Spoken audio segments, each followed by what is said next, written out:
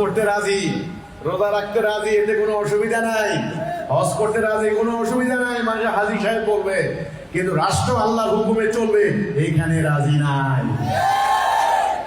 প্রত্যেকটা কর্মী বোয়াল মাছের মতো টাকা দে, টাকা খাই। অফিস টাকা দে, টাকা খাই। মিডিয়া খাইতে খাইতে প্রার্থীর শরীরে আর রক্ত রাখে নাই। এখন যারা জিতছে, যারা এমপি সাহেব হয়েছেন, ওনাদের একটা সম্ভাবনা আছে টাকাগুলো উঠানো। সম্ভাবনা আছে না? আপনারা বোকা না কি মিয়া? আপনারা এই দেশের মানুষ না? টাকা কেমনে উঠাইতে হয় আপনারা একটু জানেন না? আমার কথা, সুদ ভিত্তিক অর্থনীতি যতদিন চলবে, এই সাধারণ জনগণ অর্থনৈতিক সুবিধা পাবে না। এই জন্য আল্লাহ একটা বুনিয়াদী সিদ্ধান্ত দিয়েছেন, সুদ স্ট্রিক্টলি প্রহিবিটেড বাই আল্লাহ। সুদ চলবে না। এটা হলো সিরাতাল মুস্তাকিম। এখন আপনি লন্ডন থেকে ডিগ্রি নিয়ে আনছেন, আপনি ব্যারিস্টার, আপনি ওয়ার্ল্ড ব্যাংকে চাকরি করেছেন, IMF এর কর্মকর্তা, আপনি সুদ কষা অঙ্ক খুব ভালো জানেন।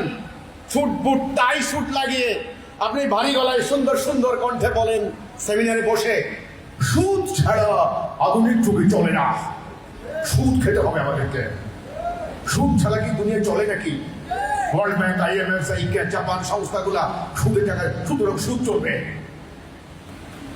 আমরা ওইটা বিশ্বাস করি। হ্যাঁ, সুদ ছাড়া কি এখন আধুনিক যুগ চলে নাকি? বিশ্বাস করি না এটা। আমাকে প্রশ্ন করে, আমাকে, আরে ভাই আপনি যে বলেন আল্লাহর হুকুম মানবেন, সুদী অর্থনীতি না হলে আপনারা আমদানি রপ্তানি আন্তর্জাতিক ব্যবসা বাণিজ্য কেমনি করবেন? তো সাধারণ মানুষ দেখেন, সূরা শুরার 13 নম্বর আয়াত, সূরা শুরার 13 নম্বর আয়াত, আল্লাহ বলেছেন, হে রাসূল, আমি ইব্রাহিমকে, মূসাকে, ঈসাকে, নূহকে তোমাকে নির্দেশ দিয়েছি, দিন কায়েম করো, এতে মতভেদ করো না।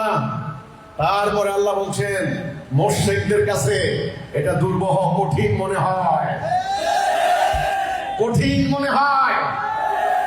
নামাজ পড়তে রাজি, রোজা রাখতে রাজি, এতে কোনো অসুবিধা নাই। হজ করতে রাজি, কোনো অসুবিধা নাই, মানে হাজী সাহেব বলবে। কিন্তু রাষ্ট্র আল্লাহর হুকুমে চলবে, এইখানে রাজি নাই।